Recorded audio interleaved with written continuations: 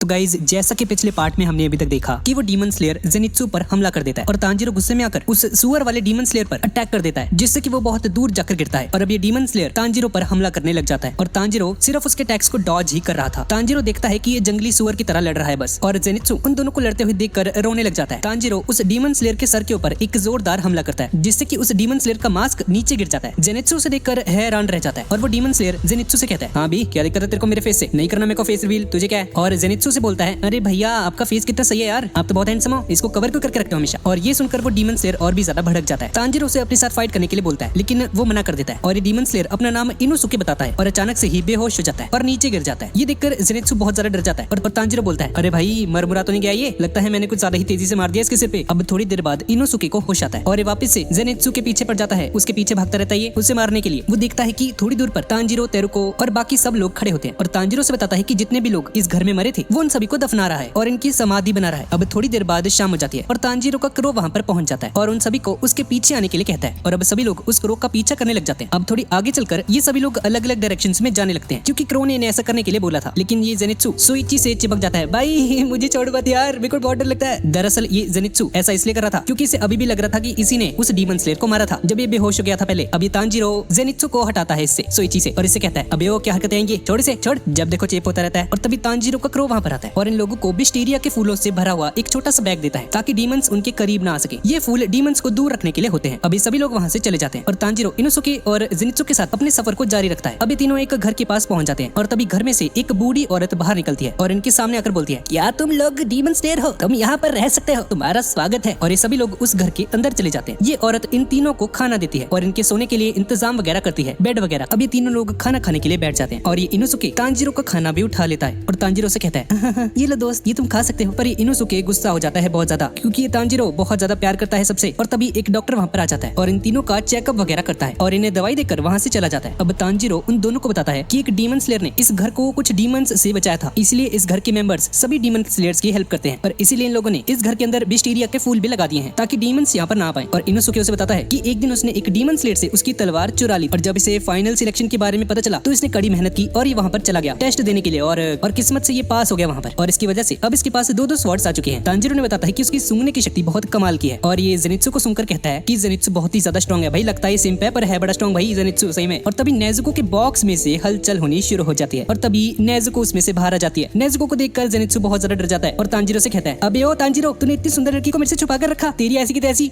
कैसी हो, मैं तुम्हें इसके लिए कभी माफ नहीं करूंगा। और तांजीरो इस जेनित्सु को बोलता है, अबे ओ ढक्कन, मेरी बहन है ये। और अब जेनित्सु नेजुको के आगे पीछे घूमने लग जाता है। नेजुको चान, नेजुको चान, नेजुको चान, अरे बात तो सुनो, कहाँ भाग रही हो, इधर तो आओ। और तभी तांजीरो बीच में आता है और जेनित्सु को रुकने के लिए कहता है, लेकिन जेनित्सु तांजीरो से कहता है, तांजीरो तुम कितने क्यूट हो तांजीरो, मुझे तुमसे प्यार हो गया है। और ये सुनकर तांजीरो को शॉक लग जाता है और इसे दूर भागने लगता है, भाई छोड़ दे मेरा पीछा यार, मेरी क्या बिगाड़ दे रहा। और ये सभी लोग गोल गोल घूमने लग जाते हैं और गोल घूमते घूमते सुबह हो जाती है और तभी तांजीरो का क्रो वहाँ पर आ जाता है और इन सभी को नॉर्थ ईस्ट जाने के लिए बोलता है इनके अगले मिशन के लिए। अब सभी लोग अपना सामान पैक करते हैं और वहाँ से निकलने लगते हैं उस लेडी को गुड बाय कहकर। अब शाम होने तक ये लोग उस जगह पर पहुंच जाते हैं और वहाँ पर एक बहुत बड़ा पहाड़ होता है। ये पहाड़ बहुत ही ज्यादा खतरनाक दिख रहा होता है। तांजीरो खुद को और जेनित्सु को चलने के लिए मोटिवेट करता है पर जेनित्सु आगे जाने के लिए मना कर देता है और रोने लग जाता है, भाई कितना बड़ा रोतड़ू है यार ये। तभी तांजीरो को वहाँ पर एक स्मेल आती है और उसका पीछा करने के लिए तांजीरो आगे बढ़ने लगता है। इनोसुके भी उसके पीछे चलने लगता है। अब जेनित्सु के पास कोई दूसरा ऑप्शन नहीं होता, इसलिए अब ये भी उनके पीछे चलना शुरू कर देता है, लेकिन जेनित्सु की अंदर से बहुत ज्यादा फटी होती है। अब थोड़ी दूर तक चलने के बाद तांजीरो देखता है कि एक सीनियर डीमन स्लेयर रास्ते पर घायल पड़ा है और ये लोग उसकी कुछ हेल्प कर पाते इससे पहले ही उस डीमन स्लेयर की पीठ पर कुछ धागे लगे होते हैं और वो धागे उसे अपनी तरफ खींच लेते हैं। इसके बाद तांजीरो को किसी डीमन की स्मेल आती है और उसका पीछा करते करते तांजीरो और इनोसुके पहाड़ी के अंदर चले जाते हैं और इस तरफ ये जेनित्सु डर की वजह से कांप रहा होता है और बाहर ही बैठ जाता है। इसके बाद हम कुछ डीमंस को देखते हैं और इन डीमंस ने व्हाइट कलर के कपड़े पहन रखे होते हैं। तांजीरो और इनोसुके जैसे ही अंदर जाते हैं तो वो देखते हैं कि हर तरफ मकड़ी के जाले फैल रखे हैं और उन्हें कुछ भी समझ में नहीं आता कि यहाँ पर आखिर चल क्या रहा है। और तभी तांजीरो को कुछ आवाज सुनाई देती है और तभी उन्हें वहाँ पर एक और डीमन स्लेयर दिखता है जो कि बहुत ही ज्यादा डरा हुआ होता है और डीमन स्लेयर तांजीरो से कहता है, अरे तुम क्यों आ गए, तुम्हारी जगह हाशिरा वाले लेवल को भेजना चाहिए था उन्हें। जिस पर इनोसुके उस पर एक जोरदार मुक्का मार देता है और बोलता है, अबे ओ मैं उन सभी से बहुत ज्यादा स्ट्रांग हूँ, ठीक है ना। और अब ये डीमन स्लेयर उन दोनों को बताता है कि उस क्रू के कहने पर 10 डीमन स्लेयर्स यहाँ पर आए थे पर अचानक से ही वो लोग आपस में ही लड़ने लग गए और एक दूसरे को मारना चालू कर दिया उन लोगों ने और ये जैसे तैसे अपनी जान बचाकर छुपता हुआ यहाँ पर पहुंच गया और उसका काजुबाई क्रो भी अपनी जान बचाकर उन दोनों ट्विन सिस्टर्स के पास पहुंच चुका है। और एक क्रो ने बताता है वहाँ पर बहुत सारे डीमन स्लेयर्स मर चुके हैं, उस पहाड़ के ऊपर 12 कुजुकी डीमंस में से कोई एक डीमन प्रेजेंट है। जिस पर ये यहाँ पर जो सीनियर होता है इनका, ये पीछे हाशिरा रैंक के डीमन स्लेयर्स इन दोनों को उस पहाड़ पर जाने का ऑर्डर दे देता है उन डीमन स्लेयर्स की हेल्प करने के लिए। और इस तरफ हम जेनित्सु को देखते हैं जिसके पास उसकी बर्ड आती है और उसे कुछ कहती है जिसे जेनित्सु समझ नहीं पाता। क्या है तुम्हें, क्या बड़बड़ कर रही हो? और ये बर्ड जेनित्सु को काट लेती है। और तभी जेनित्सु को याद आता है कि तांजीरो के पास नेजुको है और अब ये जेनित्सु करता है नेजुको से बहुत ज्यादा प्यार, इसलिए ये नेजुको को बचाने के लिए उस पहाड़ के अंदर चला जाता है। और इस तरफ हम देखते हैं कि तांजीरो वाले ग्रुप को कुछ चलने की आवाजें आती हैं और तभी ये सीनियर डीमन स्लेयर कहता है शिट, ये तो आवाज बिल्कुल वैसी ही है जैसी हमारे ग्रुप की थी जब हम पर अटैक हुआ था। और तभी हम देखते हैं कि वो सीनियर डीमन स्लेयर्स तलवारें लेकर तांजीरो के ग्रुप की तरफ बहुत अजीब तरीके से चलते हुए आ रहे होते हैं और देखते ही देखते ही उन पर हमला कर देते हैं। इसके बाद तांजीरो देखता है कि डीमन स्लेयर्स के पीठ के ऊपर जाले लगे हुए हैं जो कि उन्हें कंट्रोल कर रहे हैं। तांजीरो उनमें से एक लड़के की पीठ पर लगे हुए धागों को अपनी तलवार से काट देता है जिससे कि वो वहीं पर रुक जाता है। और इसके बाद ये दोनों भी सभी डीमन स्लेयर्स की पीठ पर लगे हुए धागों को काट देते हैं और तभी यहाँ पर बहुत सारी मकड़ियां आ जाती हैं और उनमें से एक मकड़ी तांजीरो के हाथ पर काट लेती है जिसकी वजह से तांजीरो के हाथ में से कुछ तारे निकलने लग जाती हैं और इसके हाथ भी कंट्रोल होने लग जाते हैं। और इस तरफ हम इस डीमन को देखते हैं जिसके हाथ से बहुत सारी तारे निकल रही होती हैं और यही उन सभी डीमन स्लेयर्स को कंट्रोल कर रही है। तभी तांजीरो को एक बहुत गंदी सी स्मेल आती है और तांजीरो देखता है कि उसके ऊपर हवा में एक डीमन खड़ा हुआ है। ये डीमन किसी मकड़ी की तरह दिख रहा होता है और जालों पर खड़ा होता है। इनोसुके उसके जालों को काटने का ट्राई करता है पर बहुत ऊंचाई पर होने की वजह से इनोसुके उसे नहीं काट पाता और जमीन पर गिर जाता है। और तांजीरो से बताता है कि ये वो डीमन नहीं है जो इन सभी को कंट्रोल कर रहा है, वो असली डीमन कहीं और है इस वक्त और हमें जल्द से जल्द उन्हें ढूंढना होगा। इसके बाद इनोसुके अपनी टेक्निक को यूज करता है, स्पेशल अवेयरनेस टेक्निक का, जिसकी वजह से इनोसुके काफी दूर तक की चीजों को भी सेंस कर सकता है और इनोसुके उस फीमेल डीमन को सेंस कर लेता है और उसकी एग्जैक्ट लोकेशन उसे पता चल जाती है जो इन सभी को कंट्रोल कर रही थी। ऊपर से वो खड़ी डीमन ये सब कुछ देख रही होती है और ये बताता है कि ये 5 डीमन है यहाँ पर और ये फैमिली की तरह रहते हैं यहाँ पर। और इसके बाद तांजीरो और इनोसुके उस डीमन की तरफ जाने लगते हैं और जैसे जैसे ये लोग उस डीमन के करीब पहुंचते हैं वैसे ही उस मकड़ी के जाले और भी ज्यादा घने होने लग जाते हैं। और तभी रास्ते में इन्हें एक और डीमन स्लेयर का ग्रुप दिखाई देता है जिसमें से सिर्फ एक लड़की ही बची होती है और तभी ये लड़की रोने लग जाती है और तांजीरो से उसकी हेल्प करने के लिए बोलती है प्लीज मुझे बचा लो। इसके बाद हम उस डीमन को देखते हैं जो उन सभी को कंट्रोल कर रहा था। ये एक फीमेल डीमन होती है और कहती है जैसे जैसे लोग मेरे पास आते जाते हैं मेरे जाले और भी ज्यादा स्ट्रॉन्ग होने लग जाते हैं। अब इसके बाद वो गुस्से में जल्दी जल्दी अपने हाथ चलाने लग जाती है और इसके बाद हम देखते हैं कि वो लड़की तांजीरो पर बहुत तेजी से हमले करने शुरू कर देती है और तांजीरो उसके हर एक अटैक को डॉज कर रहा होता है जिसकी वजह से अब इसे गुस्सा आ जाता है बहुत ज्यादा और ये 2 और घायल हुए डीमन स्लेयर्स को कंट्रोल करने लग जाती है। उनमें से एक डीमन स्लेयर बोलता है इतनी सारी हड्डियां टूट चुकी है और तांजीरो पूरी तरह से घिर जाता है उन डीमन स्लेयर से और अपनी जान बचाने के लिए वहां से भागने लगता है। लेकिन तभी वो लड़की तांजीरो पर हमला करने के लिए आगे बढ़ती है और तांजीरो उसे उठाकर एक पेड़ की डाली पर लटका देता है जिससे कि वो हिल भी नहीं पाती है और जिंदा भी बच जाती है। तांजीरो उस दूसरे डीमन स्लेयर से लड़ने में बिजी होता है और तभी ये फीमेल डीमन कहती है ये क्या हो रहा है, मुझे बहुत गुस्सा आ रहा है, अब लगता है मुझे उस बड़े से दानव को रिलीज करना ही होगा, अब मेरे पास कोई बेचारा नहीं है। और इस तरफ ये जेनित्सु पहाड़ के अंदर खो जाता है। भाई कमाल है यार, बंदा खो गया है। और तभी उसकी बर्ड वहाँ पर आकर उसके सिर के ऊपर बैठ जाती है। उसे देखकर रोने लग जाता है और उससे माफी वगैरह मांगता है, सॉरी यार मुझे माफ कर दियो, मैंने तेरी बात ही सुनी थी। और इस तरफ हम देखते हैं कि इनोसुके उस तीसरे डीमन स्लेयर को भी मारने की बात करता है और तभी ये फीमेल डीमन उन सभी डीमन स्लेयर्स की गर्दन को मरोड़ देती है और उन सभी की मौत हो जाती है। और तभी रास्ते में इन्हें एक बहुत बड़ा मॉन्स्टर दिखाई देता है जिसका सर नहीं होता और ये जालों से कंट्रोल हो रहा होता है। इसके हाथ में 2 ब्लेड्स भी लगी होती है। इनोसुके उससे भिड़ जाता है और इस तरफ ये जेनित्सु वापस से नेजुको को ढूंढना चालू कर देता है और उसके पीछे एक बहुत बड़ी सी मकड़ी चल रही होती है और इस तरफ तांजीरो और इनोसुके उस मॉन्स्टर के साथ फाइट कर रहे होते हैं। तांजीरो इनोसुके से कहता है हमें इसे कंधे से लेकर इसके पैरों तक काटना होगा, पर उस मॉन्स्टर के एक हमले से इनोसुके के हाथ पर कट लग जाता है बहुत गहरा। अब इसके बाद बहुत सारी छोटी छोटी मकड़ियां इनोसुके को जाल से भर लेती है और ये मॉन्स्टर इनोसुके को मारने ही वाला होता है कि तभी तांजीरो वहां पर आता है और उससे रोक लेता है और इनोसुके को फ्री करके तांजीरो से बोलता है इनोसुके मेरे ऊपर चढ़ जाओ और इस मॉन्स्टर पर हमला करो। और इनोसुके ऐसा ही करता है और तांजीरो के ऊपर चढ़कर उस मॉन्स्टर पर हमला करता है और उसके हाथ काट देता है और उसकी बॉडी राख बनकर गायब हो जाती है। तभी इनोसुके तांजीरो को हवा में उछालता है और तांजीरो को उस डीमन की स्मेल आ जाती है और इस तरफ ये डीमन बहुत ज्यादा घबरा जाती है और अपने हाथ तांजीरो के आगे फैला देती है सरेंडर करने के लिए। तांजीरो वाटर ब्रीदिंग का यूज करके उस लड़की का सर काट देता है और तभी हम इस डीमन का पास्ट देखते हैं जिसमें इसका हस्बैंड इसे मार रहा होता है और प्रेजेंट में इस डीमन का सर हवा में उड़ रहा होता है और ये तांजीरो की आंखों में देखती है और देखती है कि तांजीरो की आंखों में कितनी ज्यादा अच्छाई है और सोचती है कि जब वो इंसान थी उसकी भी आंखें बिल्कुल ऐसी ही थी जैसी तांजीरो की हैं। और मरते मरते ये डीमन तांजीरो से बताती है